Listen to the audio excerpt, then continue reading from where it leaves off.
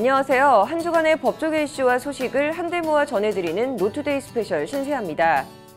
요즘 대다수 퇴직자들이 특별한 기술은 없고 퇴직금으로 편의점이나 해볼까 하는 생각을 한 번쯤 해보셨을 것 같은데요. 그런데 정작 현실은 좀 다르다고 합니다. 18일부터 5차례에 걸친 편의점 기획 보도를 해드리고 있는데 그 첫 번째로 업계 실태를 취재했습니다. 법률방송 현장 기획 보시겠습니다. 문신을 불법 의료 행위로 규정해 역설적으로 관리나 규제의 사각지대에 방치하고 있는 게 과연 유효한 걸까요? 문신 잔혹사 5번째 얘기로 문신 양성화에 대해 알아봤습니다. 그의 법조계 다양한 소식들 이어서 전해드리겠습니다. 100세 시대라고 해서 정년퇴직은 물론 40, 50대의 명예퇴직이나 권고사직이라도 하게 되면 뭔가 일을 계속해서 돈을 벌어야 하는 게 현실인데요. 대다수 퇴직자들이 특별한 기술은 없고 퇴직금으로 편의점이나 해볼까 하는 생각을 한 번쯤 해보는 것도 실상입니다. 그런데 현실은 어떨까요? 법률방송에선 오늘부터 5차례에 걸쳐 편의점 관련한 보도를 해드리겠습니다. 법률방송 현장기획, 먼저 편의점을 하면 한 달에 얼마나 버는지 업계 실태를 신세아 기자가 전해드립니다. 서울의 한 주택가 골목에 위치한 편의점입니다. 골목을 사이에 두고 대각선 방향으로 얼마 떨어지지 않는 곳에 다른 브랜드 편의점이 위치해 있습니다. 서울 등 대도시에서 이런 한 집 건너 한 집 편의점 풍경을 찾아보는 것은 전혀 어려운 일이 아닙니다. 웬만한 지방 중소도시도 상황은 비슷합니다. 말 그대로 편의점 공화국입니다. 저희 점포만 해도 제 이후에 또 2개 점포가 더 오픈이 됐거든요.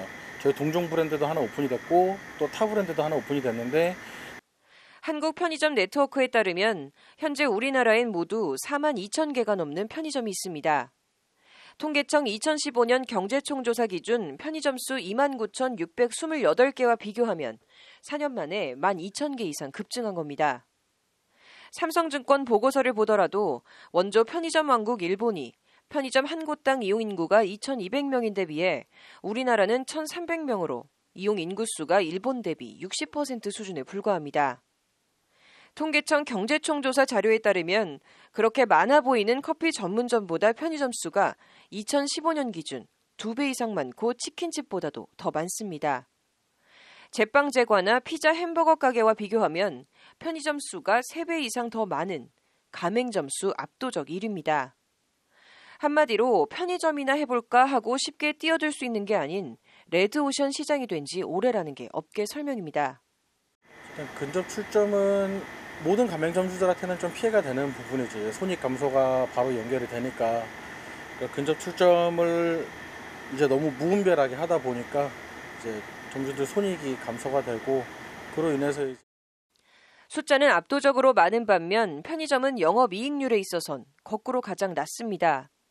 2015년 기준 치킨 가맹점 영업이익률이 17.4%, 커피 전문점이 13.1%인 반면 편의점은 치킨집의 4분의 1도 안 되는 4.3%에 불과합니다. 치킨집이 100만 원어치 팔면 17만 4천 원, 커피 전문점은 13만 1천 원의 영업이익을 보는 반면 편의점은 100만 원어치 팔아봐야 손에 쥐는 돈은 4만 3천 원에 불과하다는 얘기입니다. 또 새로운 시장으로 유입이 되시는 분들도 장사가 잘 돼야지 이제 먹고 살 수 있는 건데 그렇죠. 똑같은 파이를 나눠 먹으면 서로 죽는 거기 때문에 이거는 이제 또 다른 문제는 편의점 업종 특성상 음식점이나 커피집, 미용실처럼 고유의 맛이나 서비스로 승부를 할 수 없다는 점입니다. 결국 귀결점은 아르바이트생들 자르고 온 가족이 교대로 알바를 하는 가족 경영, 다른 하나는 가격 출혈 경쟁밖에는 없습니다. 편의점 같은 경우는 같은 물건을 파는 거거든요. 그러니까 이를테면은 여기 새우깡이 맛이냐 저기 새우깡이 맛이냐라고 이제 그 맛 때문에 뭔가를 선택한다거나 뭐 이제 그런 게 아니기 때문에 동일한 물건을 파는 소매점이기 때문에 점주들이 출혈 경쟁으로 피해를 보고 심한 경우 손해보고 장사를 해도 가맹점 본사 입장에선 손해볼 게 없습니다. 편의점은 통상 65대 35 정도로 점주와 본사가 이익을 나눕니다. 이런 수익 배분 구조에선 점주 개인들로선 매출과 영업이익이 줄더라도 편의점 수 자체를 늘리면 본사 입장에선 어쨌든 매출액 자체는 계속 늘어나 영업이익을 벌충할 수 있기 때문입니다. 실제 통계청 경제총조사에 따르면 2013년 10조 2,928억여 원이었던 편의점 업계 매출액은 2014년 11조 3,236억 원, 2015년엔 12조 7,322억 원으로 매년 1조 원 이상 큰 폭으로 성장했습니다. 반면 같은 기간 가맹점당 영업이익은 2,100여만 원, 2,200여만 원, 1,800여만 원으로 보합이거나 오히려 줄었습니다.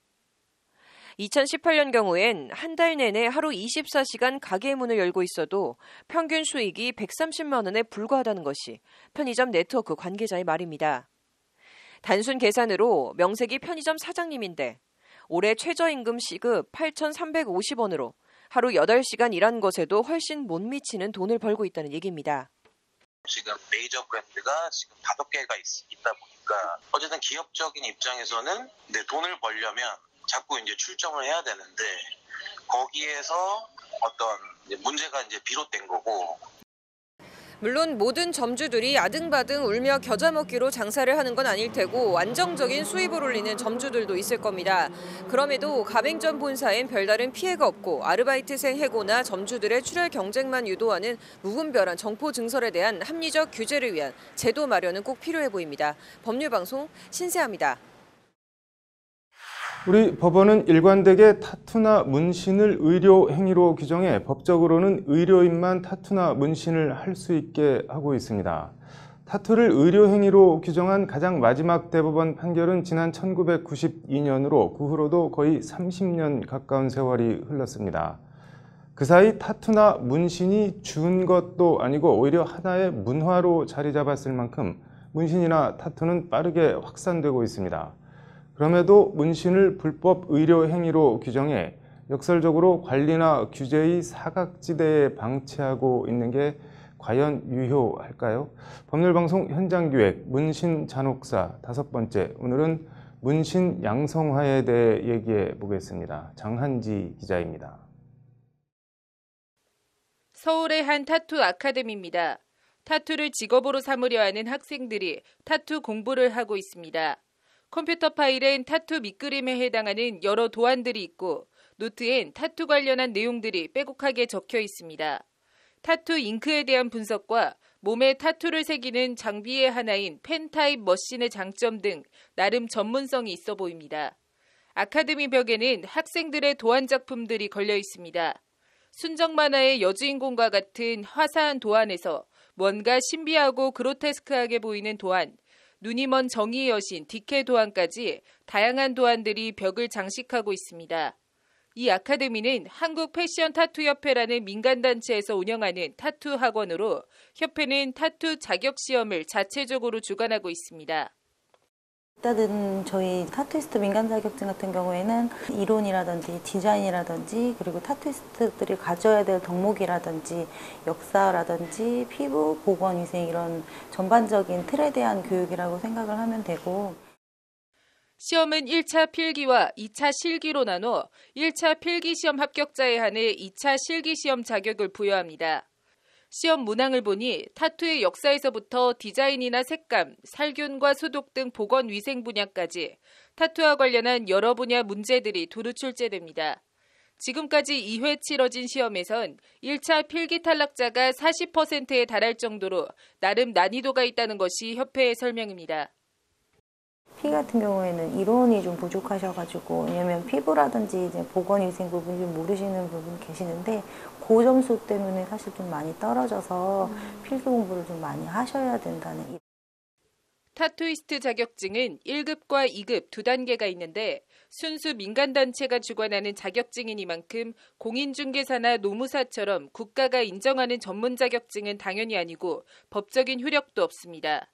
그럼에도 문제를 내는 쪽이나 시험을 보는 쪽이나 굳이 공부를 해서 필기와 실기 시험을 치는 번거로움을 감수하는 건 타투이스트가 나름 전문 직업이라는 자부심과 관련한 측면이 큽니다. 그 이면엔 현행법상 타투나 문신이 의료행위로 규정된 마당에 보건위생에 문제가 없도록 자체적으로 나름의 노력을 하고 있다는 것이 협회 측의 설명입니다.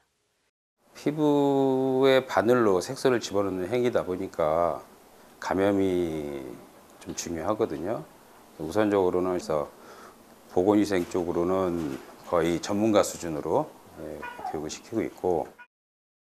다른 한 측면은 타투나 문신은 조폭이나 히피 같은 이른바 양아치들이나 하는 거라는 기존 인식을 깨기 위한 면도 있습니다. 불법, 야매, 흉측, 지울 수 없는 무엇.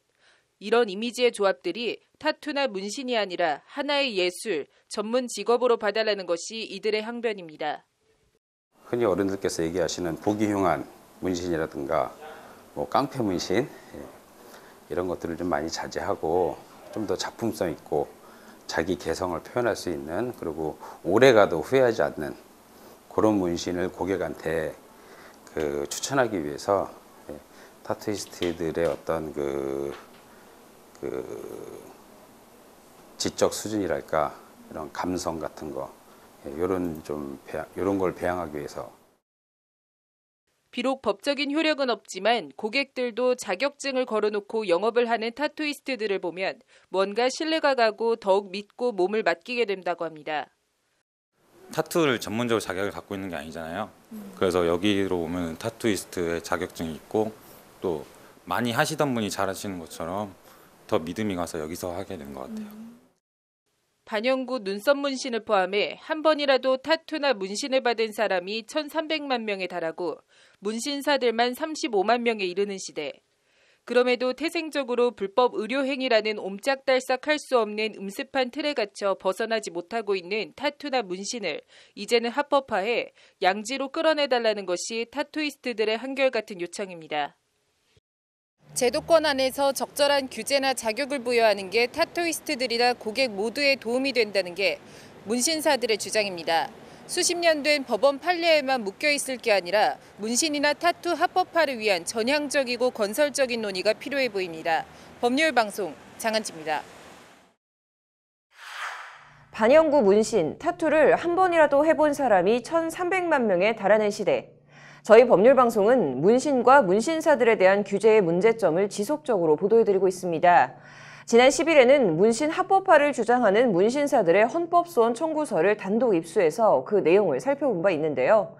오늘은 문신사들의 헌법소원 청구 대리인, 법무법인 대류가주의 손익곤 변호사를 만나 자세한 이야기를 들어봤습니다. 문신사 규제는 심각한 인간의 기본권 침해라는 게 손 변호사의 말입니다. 로투데이 인터뷰 장한지 기자입니다. 지난 2일 국회 앞 전국의 문신사 1,000여 명이 모여 문신 합법화를 한 목소리로 외쳤습니다. 해외에선 아티스트, 국내에선 범법자를 양성하는 세계 유일 대한민국! 집회를 마친 이들은 헌법재판소를 찾아 문신사 규제는 인간의 기본권을 침해한다며 헌법소원을 청구했습니다. 이들의 헌법소원 청구 대리인 손익곤 변호사는 문신을 시술하면 처벌하는 법은 문신사의 기본권을 심각하게 침해한다고 말했습니다. 직업 선택의 자유 침해라는 겁니다. 제가 생각할 때 사람이 가진 자유 중에 가장 중요한 것은 자기가 생각하는 대로 삶을 살아갈 자유거든요. 직업이란 게 자기의 자아를 실현할 수 있는 수단이고 그리고 생계를 유지할 수 있는 수단인데, 우리나라에서는 무면허 의료 행위를 하면 보건범죄 단속법에 따라 2년 이상의 징역형에 처해집니다. 의료인이 아닌 사람들의 문신 시술은 무면허 의료 행위인 겁니다. 한 번이라도 반영구 문신이나 타투 시술을 받은 사람들이 1,000만 명이 넘을 만큼 문신은 이미 양성화됐는데 문신사들은 여전히 가슴 졸이며 바늘을 잡고 있습니다. 이제 문신사라는 분들이 이 지금의 문신 시술 행위가 불법에 해당되기 때문에 굉장히 취약하고 위험한 지금 지위에 놓여 있구나, 그런 생각을 많이 받았죠. 그래서 빨리 이런 부당한 현실이 개선돼야 되지 않을까. 반영구 문신이나 타투를 의료 행위로 본 1992년 대법원 판례는 30년 가까운 시간이 흐른 지금까지도 문신사들을 옥죄고 있습니다. 하지만 의료법은 제정 당시 문신 시술까지 염두에 두고 입법한 것은 아니라는 게 손 변호사의 말입니다. 문신 시술 행위가 의료 행위, 그러니까 사실 처음부터 의료법 위반의 그 수범자, 이 대상자는 그 흔히들 말하는 돌팔이 있잖아요. 그러니까 돌팔이나 사무장 병원들 이런 분들을 겨냥한 건데 지금 이렇게 생계형으로 하시는 그 문신사 분들에 대해서는 손 변호사는 문신이 국민 건강을 침해할 우려가 있다면 그에 상응하는 법과 제도를 만들어야지 시대와 상황의 변화를 반영하는 입법 조치 등이 없이 관행처럼 문신 시술을 제한하는 것은 부당하다고 주장합니다. 의료인만 문신 행위를 할 수 있다고 제한하고 이외에 다른 자격 제도를 두지 않는 것은 또 그런 문신사들에 대해서 의료인이 아니라는 이유로 징역 2년 이상의 중한형을 가하는 법을 적용시키는 것은 문제가 있다. 이번 헌법소원의 히든카드는 입법부작위 주장입니다. 입법부작위는 인간의 기본권을 보장하기 위해 국가가 입법을 해야 할 의무가 있는데도 그 의무를 이행하지 않는 것을 말합니다. 법을 제정해 오히려 많은 사람들이 문신 시술을 안전하게 받을 수 있는 환경을 만들어줘야 하는데 법을 제정하지 않고 무작정 처벌만 하는 것은 국가의 직무유기라는 지적입니다. 다른 자격제도를 딸 수 있는 기회를 주지 않고 의사가 무조건 돼야 돼 라는 이야기하면서 의사가 되지 않은 상태에서 문신행위를 하면 2년 이상의 징역을 과하게 하는 것은 기본권의 제한이 아니라 제한을 넘는 침해에 해당한다. 해외에서는 어떨까? 문신 시술을 의사만 할 수 있도록 한 국가는 우리나라와 일본뿐. 그러나 일본도 최근엔 문신사에 대해 무죄 판결하는 추세입니다. 일본도 최근에 무죄 판결이 한번 났습니다. 그래서 오사카 고등법원에서 문신사에 대해서 이제 무죄 판결을 했어요. 그리고 중국은 유교 문화의 본산인데 심지어 사회주의 국가인데도 불구하고 문신사법을 제정해서 지금 시행하고 있다. 해외에선 아티스트, 국내에선 범법자. 2007년 낸 헌법소원에서 문신사 처벌법은 합헌이라는 결정이 난 뒤 12년의 시간이 흐른 지금 문신사들은 또다시 헌법재판소의 판단을 기다리고 있습니다. 우리 사회도 많이 발전을 해왔고 지금 그 개인의 권리와 자유를 더 존중하는 사회가 됐다고 생각하기 때문에 아마 헌법재판소에서도 좋은 결정이 있지 않을까, 합당한 위헌 결정이 있지 않을까 이렇게 기대를 해봅니다. 법률방송 장한지입니다.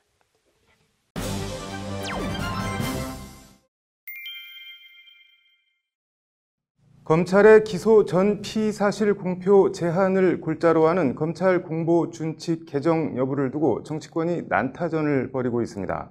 이른바 조국 대전 제2라운드가 전개되고 있는 모양새입니다. 관련 쟁점과 논란을 장한지 기자가 정리했습니다. 정부 여당이 추진하고자 하는 공보준칙 개정 방향의 골자는 검찰의 임의적인 피의사실 공표 제한과 기소 전 피의자를 검찰 포토라인에 세우는 것을 차단하는 겁니다. 일단 법무부 훈령인 현행 인권보호를 위한 수사 공포준칙은 중대한 오보나 추측성 보도를 방지할 필요가 있는 경우 범죄 피해의 급속한 확산 또는 동종범죄 발생이 심각하게 우려되는 경우 범인 검거나 주요 증거 발견을 위해 국민의 제보가 필요한 경우엔 기소 전 수사 내용을 공개할 수 있도록 하고 있습니다. 검찰은 이 준칙을 근거로 피의 사실을 언론에 흘려 이른바 여론의 간을 보고 이를 수사 동력으로 삼거나 피의자 압박 수단으로 쓰는 등 피의 사실 공표를 부적절하게 활용해온 것도 사실입니다. 고 노무현 전 대통령의 논두렁 시계 보도가 단적인 예입니다. 검찰이 일개 법무부 훈령에 불과한 준칙에 기대 형법에 적시된 피의사실 공표죄를 사실상 사문화하며 정치를 하고 있다는 비판이 나오는 배경입니다. 피의사실 공표는 기본적으로 그 국민의 기본권을 많이 침해하는 거라서 원칙적으로 해서는 안 된다 이렇게 생각하고요. 지금 피의사실 공표에 대한 기준이 전혀 없어서요. 저는 최소한 객관적인 위원회를 만들어서 거기서 피의사실 공표 기준을 만들자. 그리고 원칙적으로 구속영장 발부 이전에는 피의사실 공표를 하지 말자. 실제 주요 사건의 경우 언론을 통해 수많은 피해 사실들이 생중계되다시피 하고 있지만 피해 사실 공표죄로 처벌받은 검사는 사실상 없습니다. 이 때문에 법조계와 정치권에선 기소 전 검찰의 피해 사실 공표를 엄격하게 제한해야 한다는 목소리가 끊임없이 제기되어 왔습니다. 이와 관련 여당인 더불어민주당은 모레 국회에서 법무부와 사법개혁을 위한 당정협의회를 열어 검찰 공표준칙 개정을 포함한 검찰개혁 방안을 논의할 계획입니다. 방향은 정해져 있습니다. 유명무실한 현행 인권보호를 위한 수사공보 준칙을 폐지하고 피의 사실 공표를 엄격히 제한하는 가칭 형사사건 공개금지 등에 관한 규정을 새로 신설하는 겁니다. 규정은 피해 사실을 유출한 검사에 대한 감찰을 벌여 해당 검사를 징계할 수 있도록 하는 내용이 담길 것으로 전해졌습니다. 또한 기소 전 피해자의 경우엔 피해자가 동의하는 경우에만 검찰 소환을 촬영할 수 있도록 하는 내용도 검토 중인 것으로 알려졌습니다. 무죄 추정의 원칙이라는 형사법의 대원칙엔 맞는 방향이지만 문제는 기존 준칙 폐기와 새 규정 신설 시기입니다. 원론적으로는 맞는 말이지만 임박한 조국 장관 부인 정경심 교수 소환과 맞물려 조국 가족 보호용 공보준칙 개정 아니냐는 뒷말이 나오고 있습니다. 당장 자유한국당은 오늘 최고위원회의에서 누구를 위한 공보준칙 개정이냐고 목소리를 높였습니다. 내 가족이 수사를 받고 있으니 피의사실 공표를 막겠다는 법무부 장관.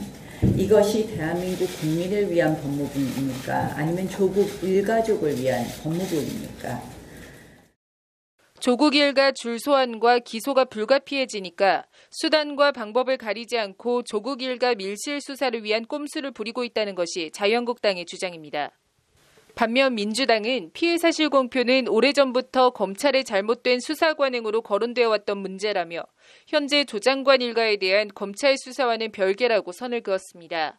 무슨 얘기만 나오면 조국 장관을 끌어다 개혁 발목 잡기에 쓰고 있다는 것이 민주당의 주장입니다.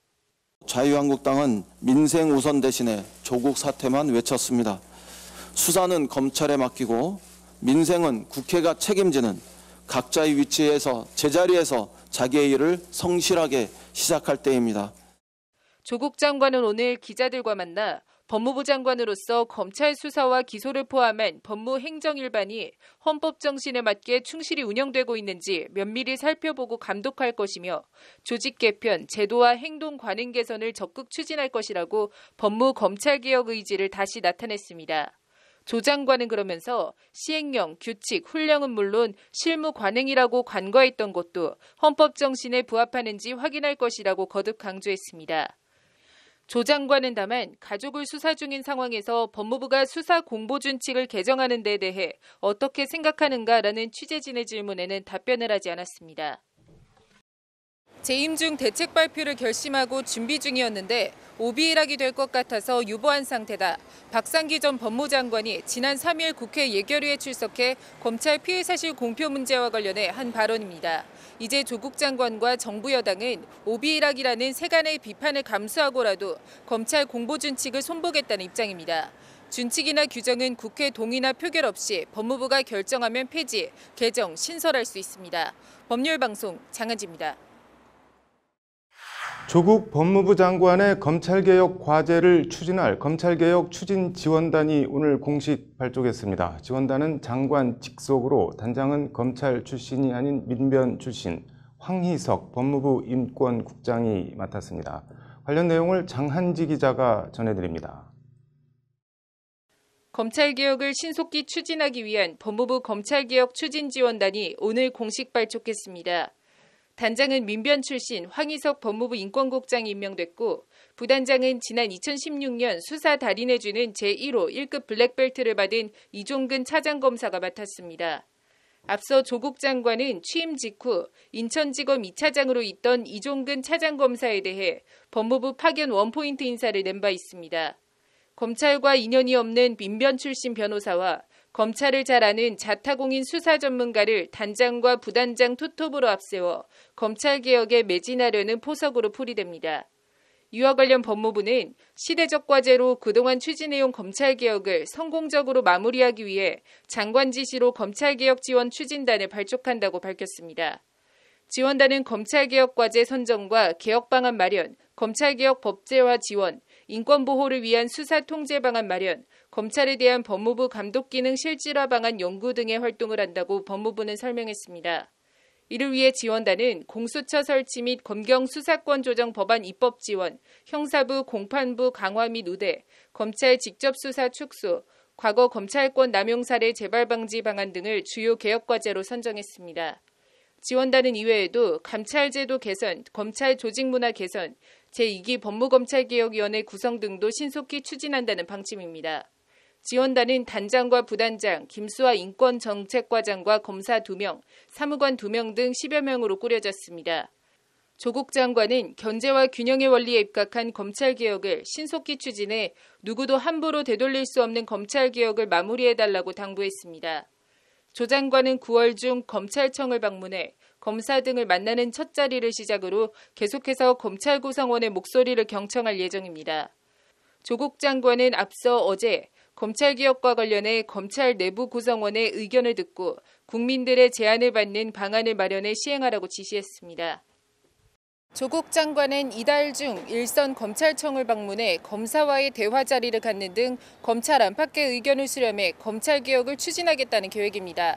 이런 가운데 자유한국당은 개혁은 무슨 개혁이냐, 조국 장관을 장관으로 인정할 수 없다며 청와대는 조 장관을 파면하라고 날을 세웠습니다. 법률방송 장한지입니다.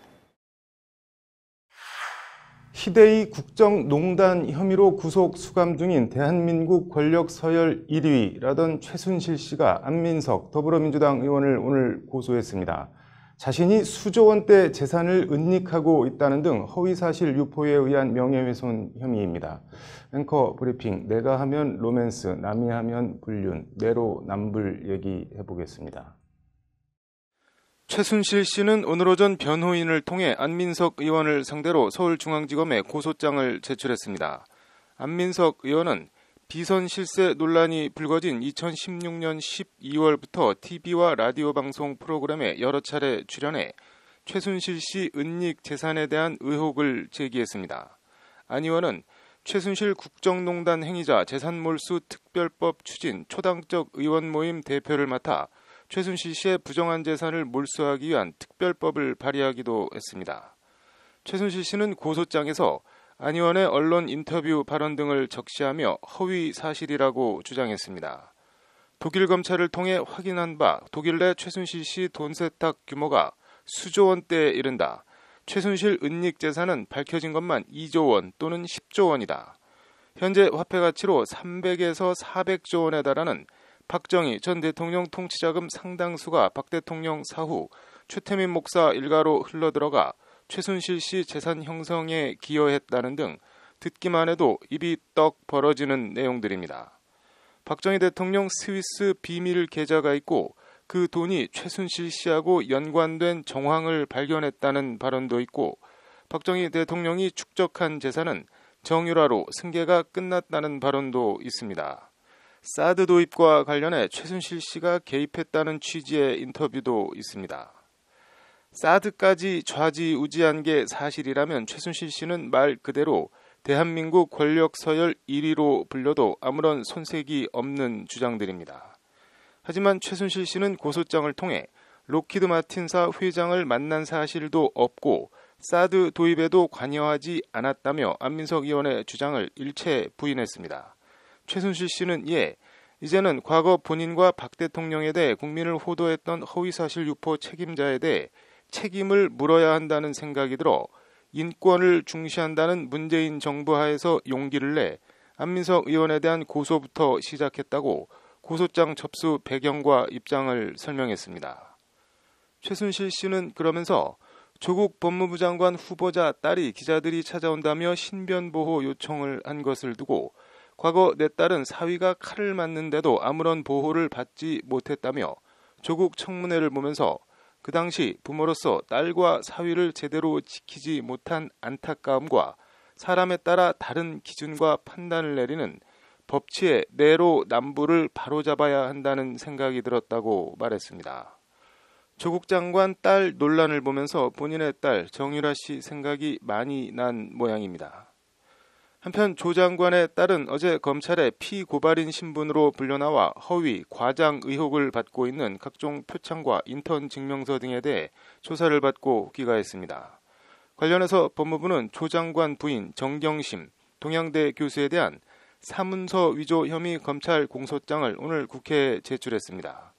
지난 6일 제출 요청을 받은 지 열흘 만입니다. 두 쪽짜리 공소장엔 피고인은 딸이 국내외 유명 대학원 등에 진학하는 데 도움을 주기 위해 자신이 근무하는 대학교 총장 명의의 표창장을 임의로 만들어주기로 하였다. 피고인은 성명 불상자 등과 공모하여 권한 없이 임의로 기재한 표창장 문안을 만들어 대학교 총장의 직인을 임의로 날인하였다고 적시하고 있습니다. 공소장의 국회 제출 여부를 최종 승인하는 권한은 법무부 장관에 있습니다. 쉽게 말해 조국 장관이 부인의 범죄 혐의가 적시된 공소장을 국회에 내줬다는 얘기입니다. 피의사실 공표 금지와 위반 시 감찰과 검사 징계 등을 골자로 하는 검찰 공보 준칙 개정을 두고 조국 가족 보호용 개정이라는 야권의 비판을 의식한 행보로 풀이됩니다. 일가가 받는 여러 논란과 의혹, 검찰 수사에도 불구하고 장관 취임 초기부터 검찰개혁을 밀어붙이겠다는 의지의 표명이기도 합니다. 조 장관은 오늘 오전 국회를 방문해 더불어민주당 이해찬 대표를 예방한 자리에서도 청문회 이후에도 여러모로 많은 심려를 끼쳐 죄송하다며 보다 겸허한 자세로 업무에 임하고 법무, 검찰개혁에 최선을 다하겠다고 개혁을 거듭 강조했습니다. 조 장관은 오후엔 누구도 함부로 되돌릴 수 없는 검찰개혁을 하겠다며 장관 직속의 검찰개혁 추진 지원단을 공식 발족했습니다. 오이밭에서는 신을 고쳐 신지 않는다는 말이 있습니다. 오이를 훔쳐 따는 걸로 오해할 수 있기 때문에 오해받을 일은 아예 하지 말라는 뜻입니다. 여러 논란과 의혹, 덜어는 오해와 조국이 하면 로맨스, 남이 하면 불륜, 조로남불이라는 반대 진영의 비판에도 조국 장관은 검찰개혁이라는 예정된 수순에 매진할 걸로 보입니다. 조 장관 주변을 향한 검찰의 칼날이 어디까지 가 닿을지, 개혁 칼자루를 쥔 조 장관이 검찰의 잘못된 환부를 얼마나 도려낼 수 있을지 그 결과가 주목됩니다. 앵커 브리핑이었습니다. 인사와 예산, 어느 조직이나 핵심 중에 핵심입니다. 검찰도 예외일 순 없는데 검찰 인사와 예산을 담당하는 법무부 검찰국장과 기획조정실장을 검사가 아닌 비검사에 맡기는 쪽으로 법무부가 가닥을 잡았습니다. 앵커 브리핑입니다. 검찰 인사와 예산을 담당하는 법무부 검찰국장과 기조실장은 그동안 검사의 전유물이었습니다. 직급은 검사장급입니다. 특히 검찰 인사와 조직을 총괄하고 수사 등 검찰 사무 전반을 지휘, 감독하는 검찰국장은 서울중앙지검장과 함께 검찰에서 이른바 빅2라고 불릴 정도로 요직 중의 요직입니다. 문재인 정권이 출범한 뒤 법무부 탈검찰화 조치로 이루어진 2017년 법무부 직제 개정 때 법무실장이나 범죄예방정책국장 등은 검사가 아닌 인사도 임명할 수 있도록 바뀌었습니다. 이른바 복수 직제 조항인데 이때도 검찰국장만큼은 검사로 보한다는 조항을 손대지 못했습니다. 검찰에겐 그야말로 건드릴 수 없는, 건드리면 안 되는 언터처블의 영역입니다. 이제 검찰국장은 검사라는 그 언터처블의 영역에 손을 대겠다는 건데 어제 오전 국회에서 열린 사법개혁 당정협의회에서 이 같은 내용이 당에 보고됐습니다.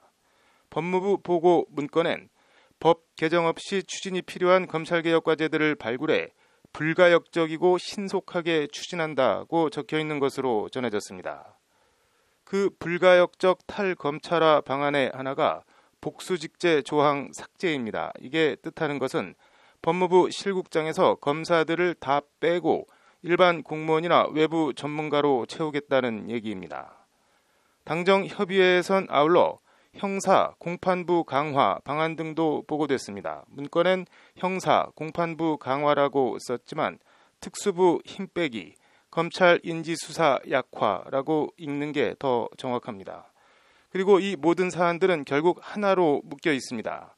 법무부 탈검찰화와 이를 통한 검찰에 대한 법무부의 실질적 통제 강화입니다. 그리고 그 핵심이 검찰국장 비검사 보임입니다. 관련해서 당정협의회에 참석했던 박주민 민주당 최고위원은 어제 저녁 한 라디오 시사 프로그램에 출연해 법무부 탈검찰화 관련한 질문에 법무부가 검찰에 장악됐다고 말했습니다. 오래된 사실입니다. 당장 그동안 장차관이 거의 전부 검찰 출신이고 이를 보좌하는 국실장들도 다 현직 검사들이었던 게 불과 2, 3년 전까지 얘기입니다. 법무부의 일개 외청인 검찰이 거꾸로 법무부를 장악하고 인사와 예산, 조직을 틀어지고 있었던 겁니다. 이에 조국 장관이 그 핵심 연결고리인 검찰국장을 비검사로 보임하겠다고 하니 검찰이 강력 반발하는 것은 어쩌면 당연합니다. 표면적으로는 검찰국은 검찰 수사와 검사 인사 업무를 담당하기 때문에 조직을 속속들이 잘 아는 사람이 맡아야 된다. 검찰 바깥의 사람은 업무 수행 자체가 사실상 불가능하다는 논리입니다. 검사 인사는 검사를 아는 검사가, 어떻게 보면 무서운 말입니다. 이를 보여주는 상징적인 장면이 있습니다. 이영렬 전 중앙지검장과 안태근 전 검찰국장의 이른바 돈봉투 만찬입니다. 검찰 빅2가 휘하에 아끼는 부하들을 데리고 회식을 하고 사이좋게 서로 격려금을 건네고, 검사들은 이렇게 그 이름이 검사 동일체이든 뭐든 다른 곳을 볼 필요가 없습니다. 평검사는 바로 위 부장 차장을, 부장은 차장과 지검장을, 차장은 지검장을, 이렇게 바로 위, 그 위만 보고 일하고 충성하면 됩니다. 멀리 갈 것도 없이 윤석열 총장이 단적인 예입니다. 총장 취임 하루 만에 서울중앙지검장 시절 휘하에 두고 있던 1, 2, 3차장을 전부 검사장으로 승진시켜 대검 과학수사부장, 공안부장, 반부패 강력부장으로 발탁했습니다. 말 그대로 대검을 윤석열 사단이 접수한 겁니다. 차장 아래 주요 부장들도 서울중앙지검 차장들로 승진해 영전하는 달콤함을 맛봤습니다. 이렇게 검찰에 돌려주었던 인사권을 장관이 다시 찾아오겠다는 것이 조국 장관의 구상이고, 그 첫 단추이자 핵심은 검찰 인사를 총괄하는 검찰국장을 비검사로 보임하는 것입니다.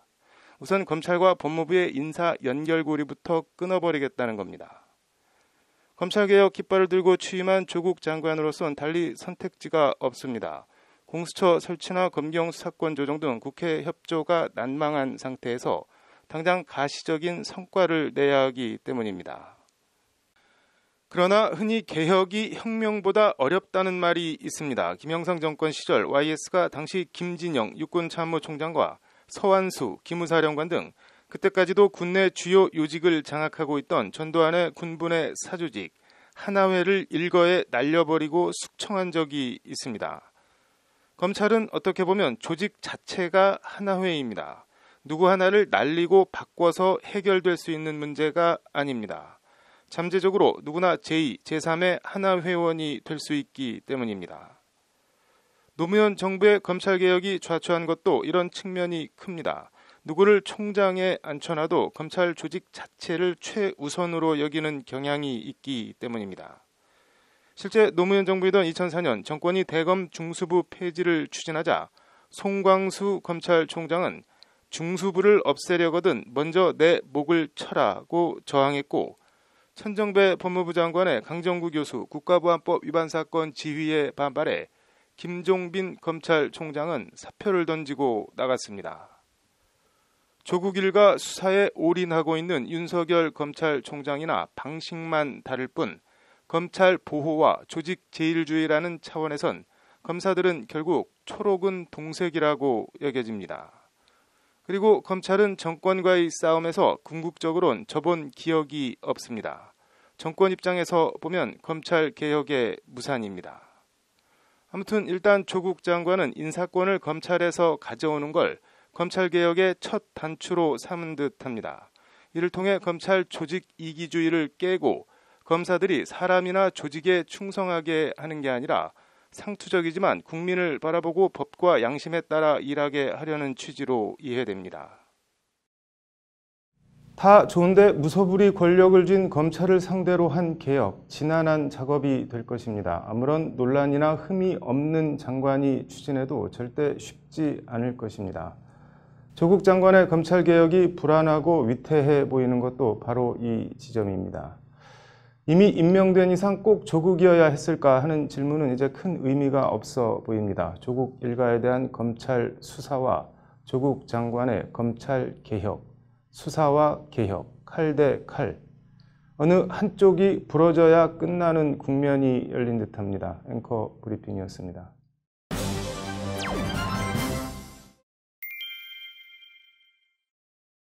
네, 뜨거운 감자, 검찰 피의 사실 공표 금지 얘기해 보겠습니다. 로인사이드 장한지 기자 나와 있습니다. 장 기자, 오늘 국회에서 관련 토론회가 열렸다고 하는데 어떤 토론회인가요? 네, 대한변협 주관 그리고 국회 검사 출신 국회 더불어민주당 조응천 의원 주최로 오늘 오후에 수사기관의 피해사실 공표 관행 방지를 위한 정책 토론회가 열렸습니다. 네. 김상겸 동국대 법학과 교수가 발제를 맡았고요. 네. 법무부와 경찰청, 인권위, 대한변협 등 유관기관 관계자들이 토론자로 참석해서 피해사실 공표 관련 법적 쟁점 그리고 향후 과제, 방향 등에 대해서 토론을 벌였습니다. 네, 어떤 말들이 나왔나요? 네, 김상겸 교수가 피의사실 공표의 헌법적 문제와 개선 방안이라는 네. 제목으로 주제 발표를 했는데요. 네. 먼저 헌법 제12조 신체의 자유 조항에서는 적법 절차 원칙을 비롯해 영장주의 등 형사 피의자와 형사 피고인의 인권 보장을 위한 기본권이 규정되어 있습니다. 네. 헌법 제27조 사항은 형사 피고인의 무죄 추정의 원칙을 규정하고 있는데 이 무죄 추정의 원칙은 당연히 기소 전 피해자에 대해서도 적용이 됩니다. 네. 관련해서 김 교수는 검찰이나 경찰의 피의사실 공표는 형사 피고인, 네. 특히 피의자의 경우 네. 기소도 되기 전에 범죄 혐의가 여과 없이 알려진다는 점, 그리고 유무죄의 예단을 갖게 할 수 있다는 점을 들어서 네. 헌법적 기본권을 심각하게 침해한다고 설명했습니다. 네. 단순히 무죄 추정의 원칙뿐만 아니라 신상 공개에 따른 인격권 침해와 같은 여러 헌법적 권리가 심각하게 침해당하고 있다는 것이 김 교수의 설명입니다. 네. 이게 한국 언론 보도 행태와도 관련이 되는 것 같은데 어떤가요? 네, 그렇습니다. 한국 언론의 범죄 보도 경향에 관한 연구 결과라는 논문 결과에 의하면 일간 신문을 놓고 보면 사건 기사의 경우 80%가 재판 전 단계를 중심으로 보도가 되고 있다고 합니다. 네. 당장 사법농단이나 과거 정부 국정농단 수사와 재판만 봐도 네. 검찰 수사 단계에서는 하루에도 수백 개씩 보도가 경쟁적으로 쏟아졌는데 네. 정작 재판에 들어간 지금은 뜸하고 거의 없는 게 현실입니다. 네. 이에 대해서 조응천 의원은 수사 편의를 위해 피의자를 망신 주고 제대로 된 항변 기회도 안 주고 여론을 유리하게 몰아가 법원으로 하여금 잘못된 예단을 갖게 하는 패단은 반드시 뿌리 뽑아야 한다고 친정인 검찰을 향해 날을 세웠습니다. 네. 민감용 경찰청장도 인사말을 통해서 네. 보도 대부분이 수사 단계에 집중됨으로써 공정한 재판을 받을 권리와 무죄 추정의 원칙이 침해될 수 있는 문제점이 분명히 존재한다고 강조했습니다. 이런 지적에도 불구하고 수사기관의 피의사실 공표가 없어지지 않고 있는 것은 수사기관 입장에서는 어쨌든 효용과 필요성이 있다는 반증 같은 거 아닌가요?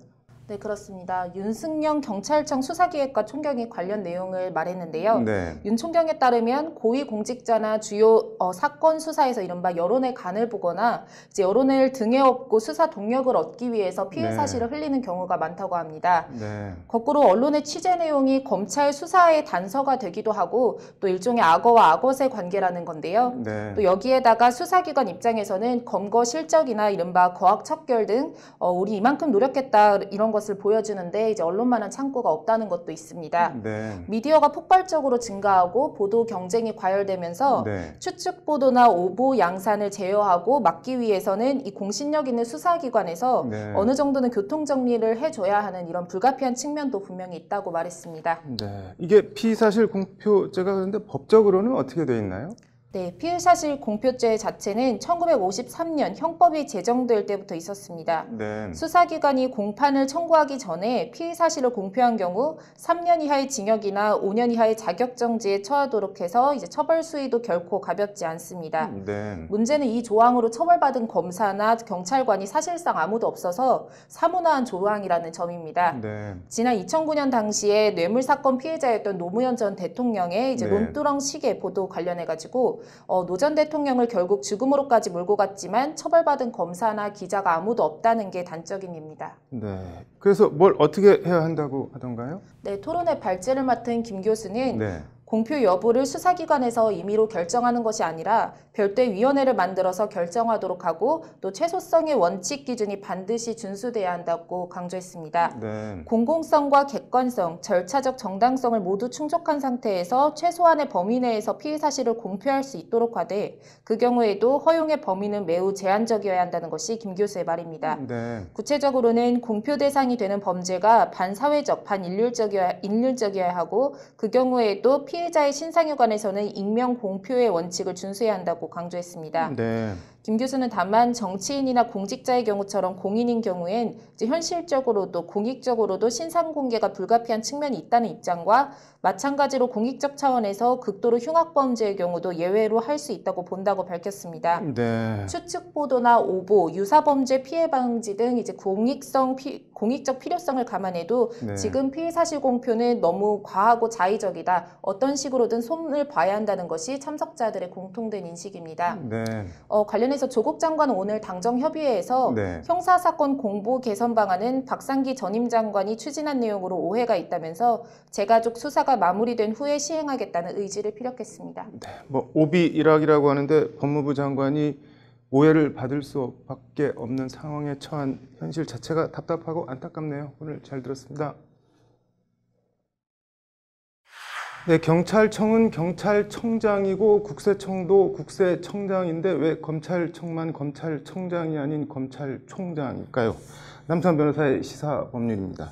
남 변호사님, 뭐 이거 검찰총장을 검찰청장으로 개명해달라는 청와대 국민청원이 나왔다면서요? 네, 이제 11일에 게시된 청원인데요. 네. 검찰청은 중앙행정기관 네. 부처청으로 된 이제 18부 5처 17청입니다. 네. 그중에 17청 중에 하나인데 네.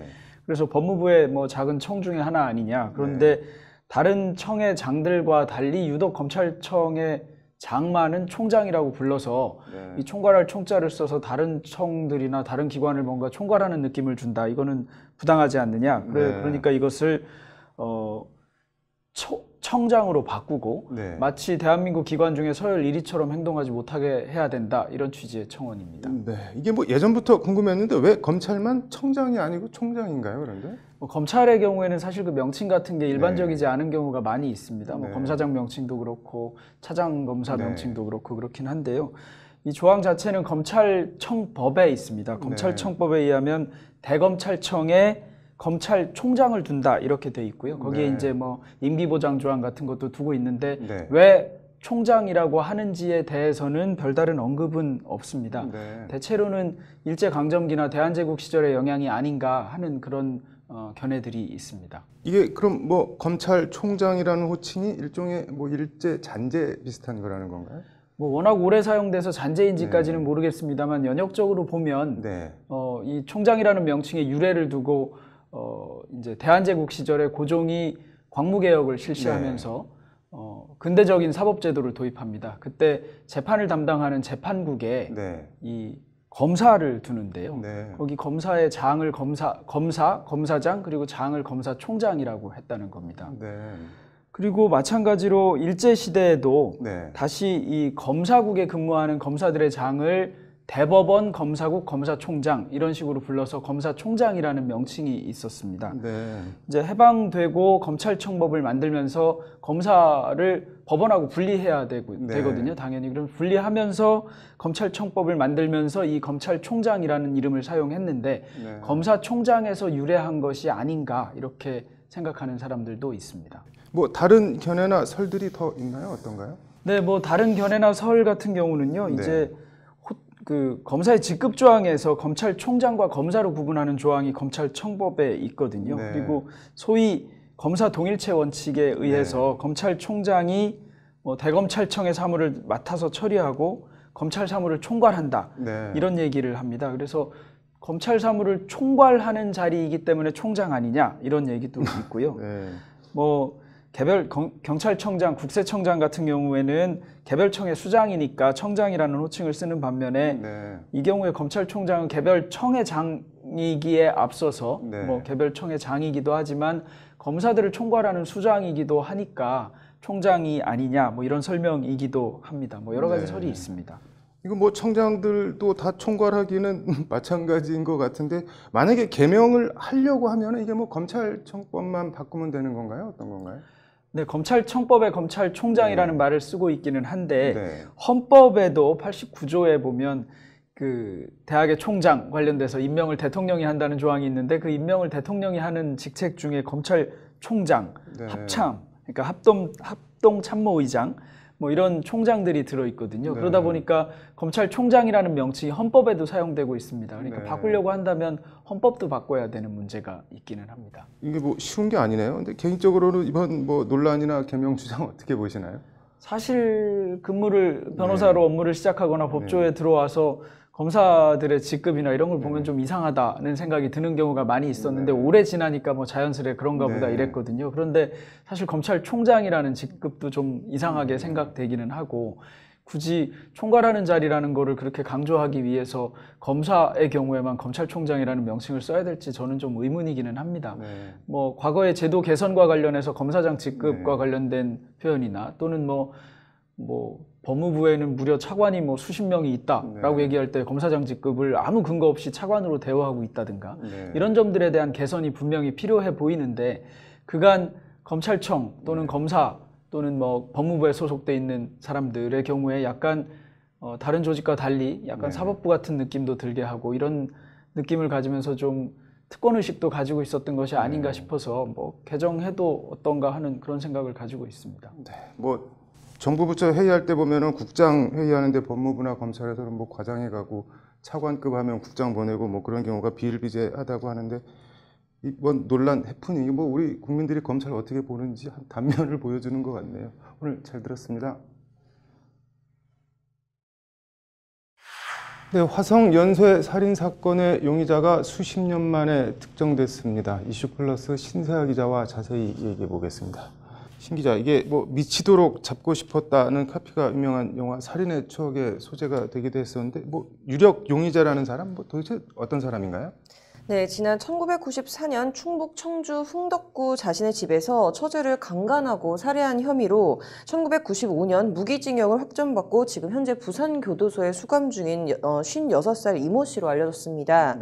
이 씨는 1994년 1월에 자신의 집을 찾아왔던 당시 20살 같던 처제에 그 마시던 음료수에 수면제를 사서 먹인 후에 그 잠자는 처제를 성폭행을 한 뒤 이후 범행이 알려질 것을 이제 우려해서 처제를 살해하고 이제 시신을 인근 야산에 유기한 혐의로 무기징역이 확정된 성폭행 살인범입니다. 네.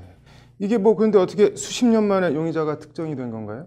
네, 지금 이 화성 연쇄 살인 사건을 담당하고 있는 경기 남부경찰청 미제 수사팀이 이제 지난 7월에 피해 여성의 속옷 등 이제 확보된 증거물들을 국과수에 다시 보내서 DNA 분석을 의뢰를 했습니다. 그래서 혹시나 하는 마음에 보내봤는데 이제 분석 결과 총 10건의 살인 사건 중에 모방 범죄로 진범이 잡혔던 이제 사건 8차 사건을 제외한 9건의 살인 사건 가운데 1987년 1월에 벌어진 5차 사건, 1988년 9월 7차 사건, 그리고 1990년 11월에 일어난 9차 사건의 피해자 속옷 등 이 유류품에서 용의자 것으로 추정이 되는 이제 DNA가 검출이 된 겁니다.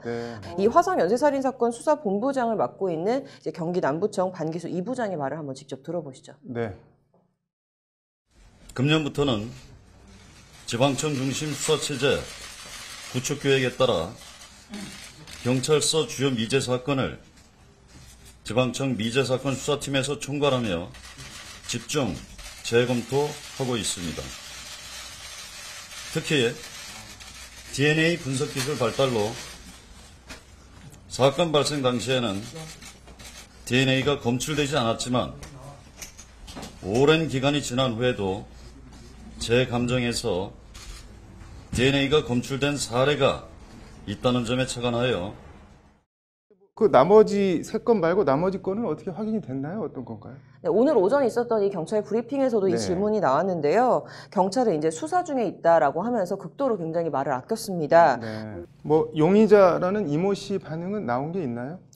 이제 어제 경기 남부청 수사팀이 이제 부산 교도소에 수감 중인 이 씨를 수용자 별건 수사를 사유로 접견을 해서 조사를 벌였습니다. 근데 이 씨는 일단 2일차 조사에서 혐의를 일체 부인한 것으로 알려졌는데요.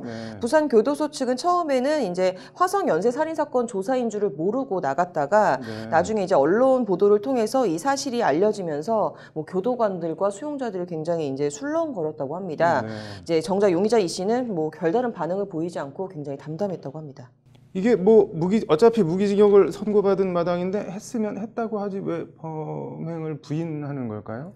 이게 이 씨가 지금 무기수로 복역 중이긴 한데요. 네. 이제 1급 모범수라는 점에 주목을 좀 해볼 필요가 있습니다. 네. 부산교도소에 따르면 이제 24년째 지금 수감 생활을 하고 있는데요, 이 씨가. 네. 근데 이제 그 동안에는 한 번도 문제를 일으킨 적도 없고, 뭐 징벌조차도 받은 적이 없어서 굉장히 조용하게 수감 네. 생활을 하는 모범수였다고 합니다. 근데 우리나라는 이 무기징역의 경우에도 20년 이상 복역을 하면 이제 모범수 가석방이 가능한데요. 네. 이 씨가 이 모범수 가석방을 노리고 일단 이제 혐의 자체를 부인하고 있는 거 아니냐라는 지금 해석도 나오고 있습니다. 뭐 진범으로 확인이 되면 이 씨는 그러면 어떻게 되는 건가요?